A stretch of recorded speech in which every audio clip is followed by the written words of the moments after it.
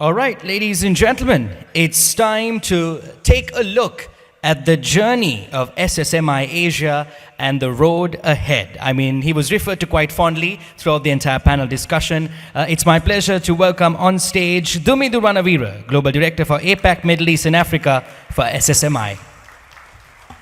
I thought I would share my story today and how we end up being SSMI and a room full of people who are here to graduated at different levels.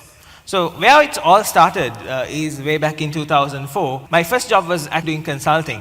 I was too young for consulting at that time. So there was a startup company that ran in one small room. At that time, we were mostly into consulting companies on certification on ISO 9000, 14000, OSHAs and all those stuff. But there was a time around like 2004, I think that practice is still there, where most of the ISO audit firms, like auditor firms in Sri Lanka, started doing consulting. So which is a bit of conflict of interest. This created a huge decay in terms of the market. A lot of people lost faith in certain management system standards because the same person do consulting comes and do the auditing and issue the certification. We have been consulting 50 companies at that time. I looked very young at that time, and because I was kind of having a baby face, I used to wear fake specs, if you can see. So at that time, there was the certification manager at that time was Srinath Samaranaika, who's currently one of our MBB students.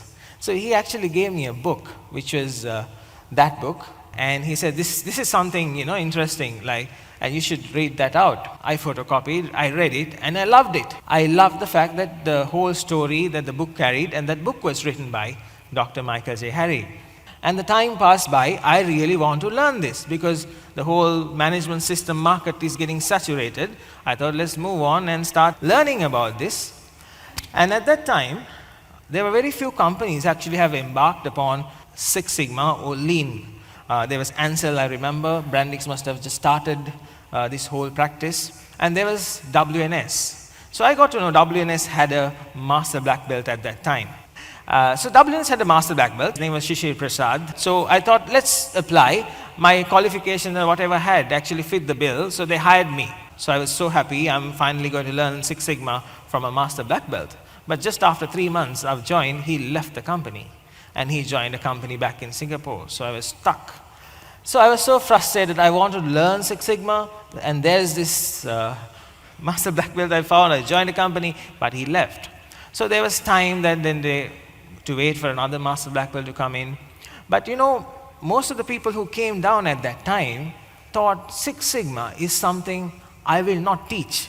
You will learn, but a little bit. Like for example, the company had that time a graduation period of 2 to 3 years. You get certified and certificate comes after 3 years. They were using it as retention strategy. I didn't really like it, and especially if you want to do analysis, you have to carry the data to the MBB. MBB does the analysis for you, and then you need to figure out what to do with it. So that was the kind of culture we had, so which actually frustrated me. And the other thing that frustrated me was, I attended my first green belt training when I was somewhere around 24 years old. And when I went to training, so I was happy now, finally learning green belt training. I didn't understand anything, right? I didn't get anything. I was so frustrated. I love this, but I can't understand this. So I really wanted to learn what this was. And then, of course, at that time, there was no books available.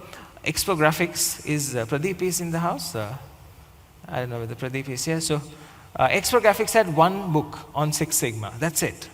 And you know what I did at that time? I used to call my friends and say, you go to this English bookstore and ask for Six Sigma books. So at least at the end, they will start bringing up, because for me to bring down from Amazon.com at that time was really expensive. That's how I actually wanted to go about and learn. And then, of course, the same time, I met my better half, which is actually the better half. Yeah, so it's very important in anyone's life, I think, when you do something, you have the right amount of support. But she's way smarter than me, but then when I really want to learn, she actually did support me all throughout. So luckily in WNS, I actually won an award, which helped me to go and do my black belt certification. And that is where I actually learned something about Six Sigma. So I was pretty happy, and that also ended up me a job in Dialogue. Dialogue hired me just because I was a black belt. I was 26 years old. The current CEO, Supun, hired me. I had two managers reporting to me. It was like 38, 39, right? I was 26. And just Six Sigma got me there. So I was very happy. But now I want to start Lean Six Sigma. So my boss at the time actually had tried Six Sigma, and it has not worked well. So he said, Dumi, hold on. We don't want to do Six Sigma here, right? We tried, and it didn't work out well. So now I'm completely disappointed. At that time, Dr. Hans got appointed as COO for the Asiata group, and they had to do a blueprint because he had a KPI to deliver to do process improvement. The blueprint designing came to me because I was in that whole team. And when it came to me, you know what I did? I didn't use Lean or Six Sigma. I just used DMAC in that, right? You know what DMAC is. But it was something called excellence group. But the whole concept was around Six Sigma, but never had the word Lean or Six Sigma. So my boss went and presented to the group, came back and said, you know, the directors told me, this looks like Six Sigma. You know Six Sigma, right? Can you be the Six Sigma expert for this group?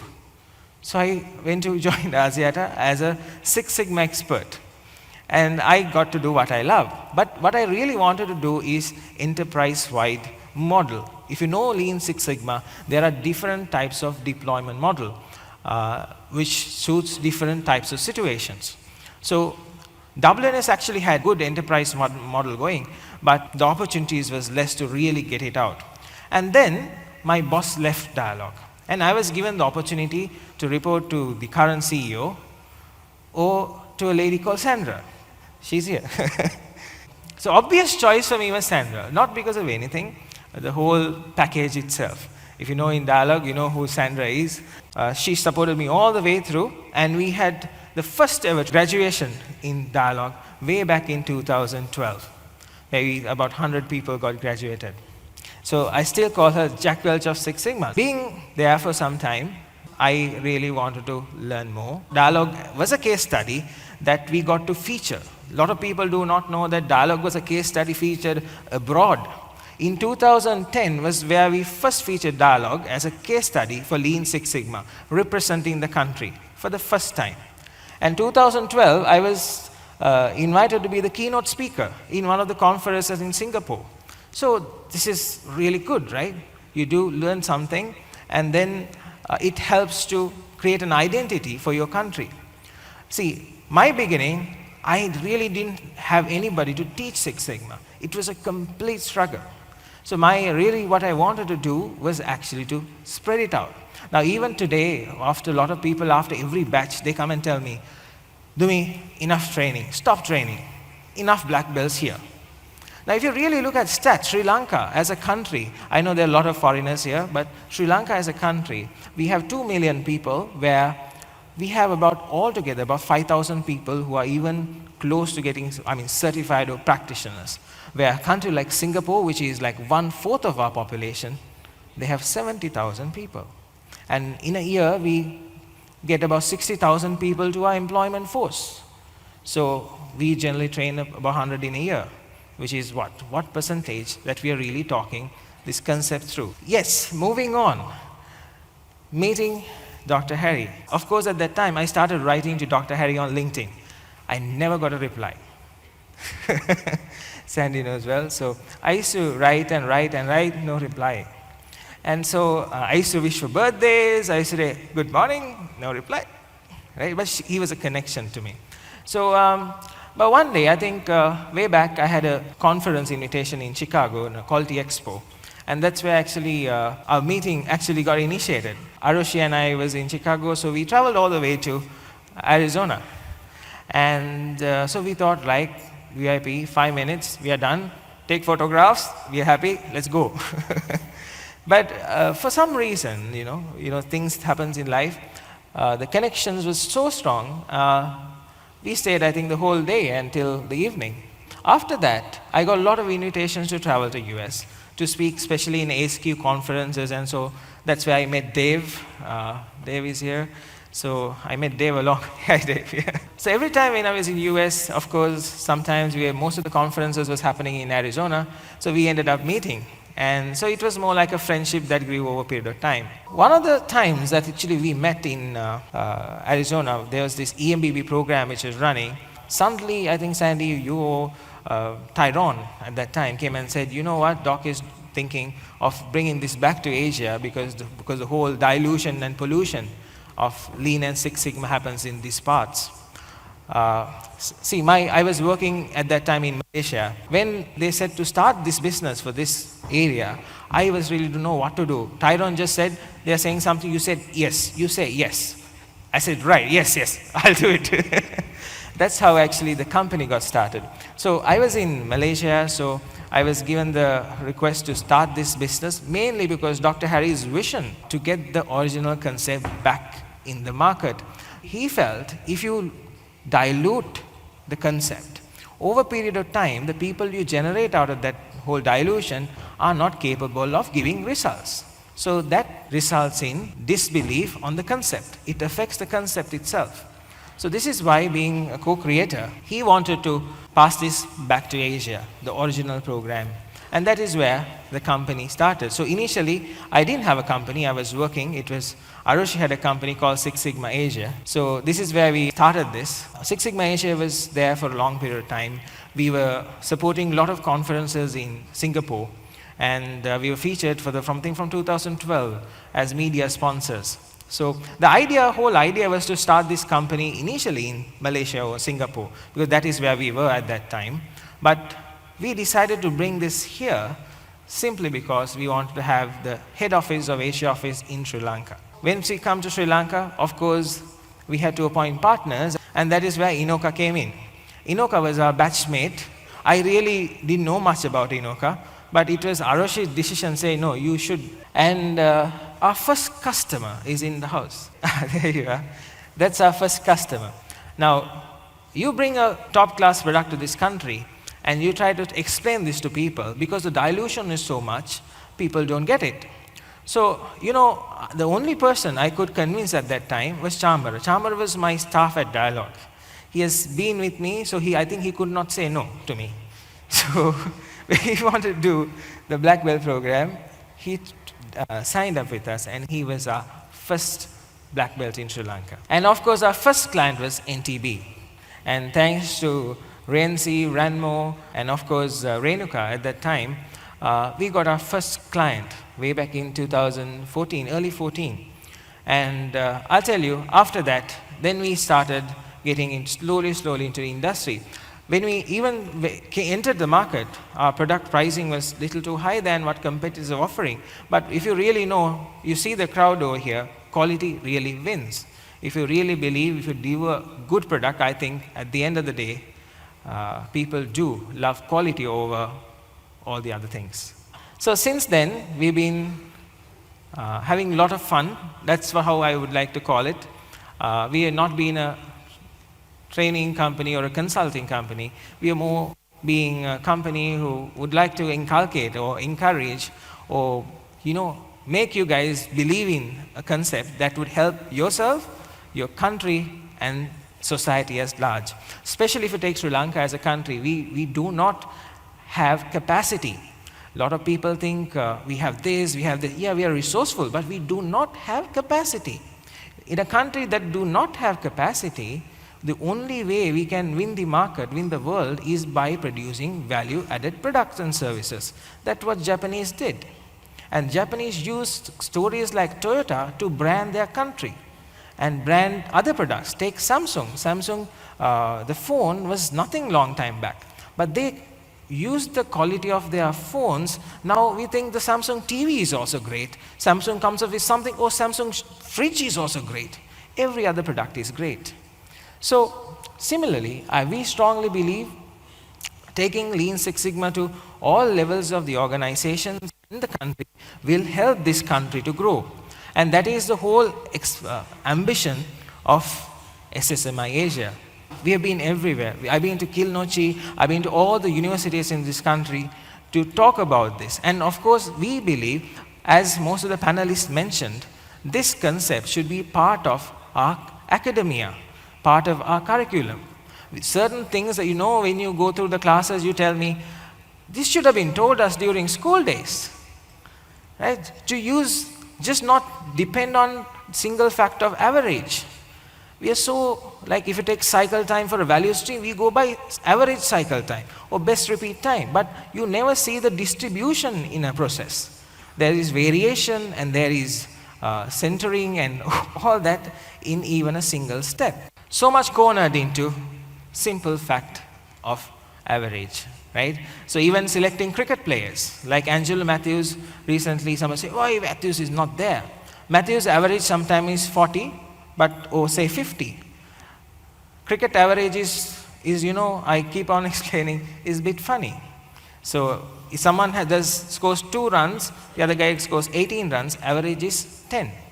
So you don't see the variation.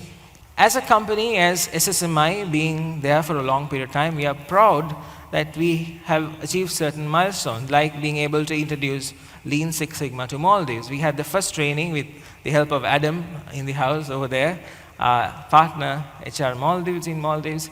We had our first training. Now we have people who are going through black belt and green belt training in Maldives. And of course, something I'm really proud of is to produce the oldest black belt in Sri Lanka. Maybe, I don't know, in the region. He was 60 years old, Rex Fernando. He couldn't attend today. Was our oldest black belt to do this. So every time someone comes and say, Six Sigma was so hard. See, I say, hey, he did it. And this is something a lot of people, I think, aware of.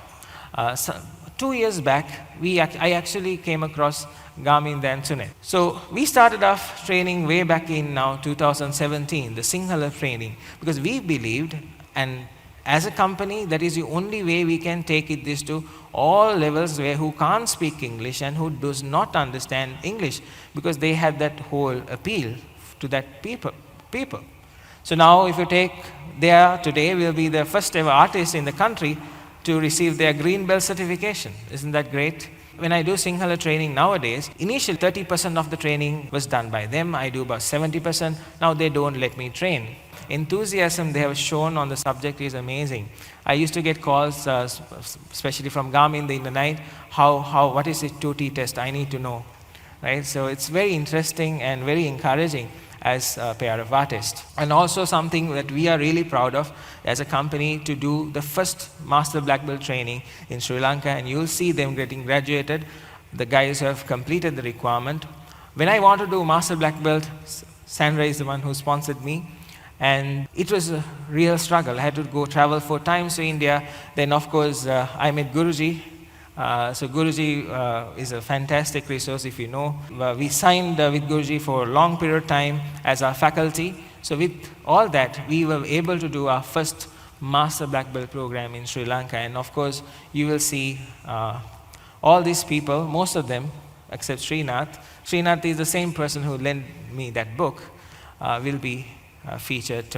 All right. And of course, we did get a lot of accolades during our time. This year, we were called the best Lean Six Sigma training and consulting organization by one of the award ceremonies, and also as the best Lean Six Sigma training and consulting organization in Asia, in Singapore, in an award ceremony held in Singapore.